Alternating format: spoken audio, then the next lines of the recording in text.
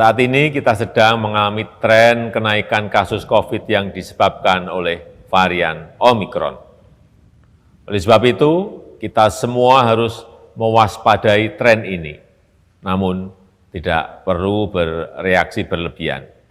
Berhati-hati perlu, waspada perlu, tapi jangan menimbulkan ketakutan dan jangan menimbulkan kepanikan.